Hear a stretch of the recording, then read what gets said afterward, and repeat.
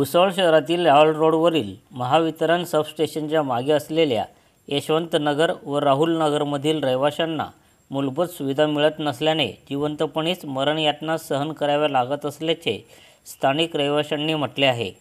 महिलांसाठी सार्वजनिक शौचालय नसल्याने महिलांना उघड्यावर शौचास जावे लागते, त्यामुळे महिलांची कुचंबना होत आहे। भुसावळ शहराच्या प्रत्येक वार्डात विकासकामे सुरू आहेत, मात्र यशवंतनगर भागात अद्यापही डांबरी रस्ते नाहीत।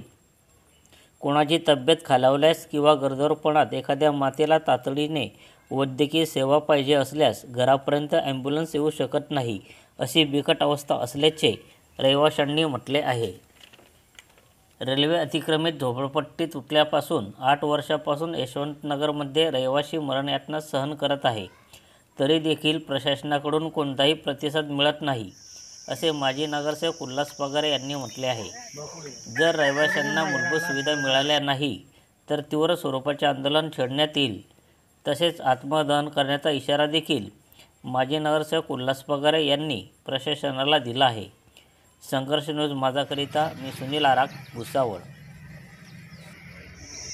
भाऊ, काल आपण कलेक्टर साहेबांकडे जाऊन काय मागणी केली होती, नेमकं काय सांगाल आपण? आज 6 ते 7 वर्ष पूर्ण होतात की यशवंतनगर भागात हे जे रहिवासी राहतात, रेल्वेने जे अतिक्रमण काढलं होतं त्यावेळेस त्यांचं स्थलांतर या ठिकाणी करण्यात आलेलं होतं, परंतु 7 वर्षे पूर्ण होऊनसुद्धा नगरपालिकेने आजपर्यंत यांना कोणत्याच प्रकारची सुखसुविधा पुरवलेली नाही आहे। आज यांचं जीवन जे आहे इतकं हलाखीचं आणि एखाद्या जनावरासारखं जीवन या ठिकाणी जगत आहे। तुम्ही बघितलं असाल की इथं किती मोठमोठे झाडं उगवलेले, या ठिकाणी साप आणि मोठे मोठे अजगरसुद्धा या ठिकाणी निघतात, आणि ही समोरची भिंत पडली, त्या भिंतीमुळे यांचा येण्या जाण्याचा रस्ता बंद पडलेला आहे। आता हे जे लहान लहान मुलं यांची कालपासून शाळा ओपन झालेल्या आहेत, म्हणजे शाळा उघडलेल्या आहेत, तर त्यांना शाळेत जाण्यासाठी सुद्धा रस्ता नाही आहे। आणि आम्ही जेव्हा CO साहेबांकडे गेलो आणि मग सगळ्या रहिवाशांनी आग्रह धरला की आपण कलेक्टर साहेबांना जाऊन भेटू आणि आपल्या व्यथा त्या ठिकाणी मांडू, तर त्या ठिकाणी आम्ही गेले असता कलेक्टर साहेबांनी आम्हाला आश्वासन दिलं की तुम्हाला ही जी जागा आहे ही जागा आम्ही तुमच्या नावावर करू आणि तुम्हाला घरकुलचा तुम्हाला लाभ देऊ। परंतु आतापर्यंत हे 7 वर्षापासून यांना इथे कोणत्याच सुखसुविधा नाही आहे। या ठिकाणी ज्या महिला आहेत त्यांना आजही उघड्यावर शौचालयात जावं लागतं। इथले जे लहान लहान मुलं आहे त्यांना आजही म्हणजे कोणत्याच प्रकारची सुविधा नाही, इथे नळाला पाणी येत नाही, इथे लाईटीची सुविधा व्यवस्थित नाही आहे, आणि खूपच इतकं त्रयस्थ जीवन जगत आहे।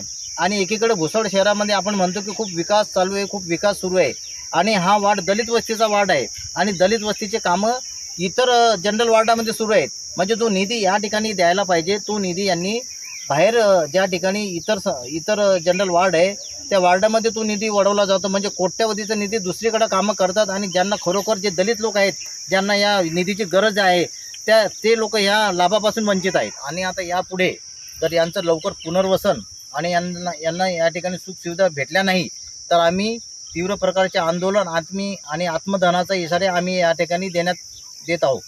माझं नाव मथुराबाई राजू पवार। आम्ही 2017 मध्ये इथं राहायला आलोय। अतिक्रमण आमचं काढले गेलेले 2017 पासून आम्हाला इथं काही सुविधा नाही, रोड नाही आहे, पाणी नाही, लाईट नाही, उघड्यावर लाटलेल्या महिला जाता, मुलांची शाळा डुबते, इकडे रोड नाही, आम्हाला आमची परिस्थिती खूप खराब आहे। आम्ही घोरापेक्षा बी जिंदगी खराब देतोय, नरकापेक्षाही जिंदगी आमची खराब आहे। अगर आमच्या शिवसाहेबाकडे जाऊन आमच्या चपला तुटल्या, आमचे पाय घसरले, पण शिव आमची गोडी घेत नाही, तर आम्ही जायचं कोणाकडे? आम्ही कलेक्टरकडे पण गेलो, कलेक्टर आम्हाला आश्वासन दिलं की तुम्ही आमदारकडून लिहून आणा, खासदारकडून लिहून आणा, तर आम्ही जाता ते आमची गोडी घेत नाही, तर मग आम्ही ना जायचं कोणाकडे आणि आमचे प्रश्न सोडण्याचे कोणाकडे? आम्हाला घरकुल नाही मिळालं तर याच्यापुढे आम्ही आमोपोषण करू आणि आत्मदहन सुद्धा करू। आम्ही आजही मरणार आहे आणि उद्याही मरणार आहे। आम्ही मरायला काही घाबरणार नाहीये, कारण की कोपर्यंत आम्ही जायचं ज्यांच्याकडे त्यांचा हात जोडतो, पाया पडतो, अजून काय करायचं त्यांचं वालं, आमदारचे सुद्धा पाया पडतो, आमदार आमची गोडी घेत नाही। पहिला सावंत काय समस्या आहे? समस्या अशी आहे की इथं थोडाफार पाऊस जर पडला तर एकदम चिखल होऊन जातो, गारा होऊन जातो, आणि लेकरांना शाळेत जायकरता जमत नाही। आणि इथं जर एखादी व्यक्ती जर आजारी पडला तर इथं ॲम्ब्युलन्स येण्याकरता सुद्धा रस्ता नाही।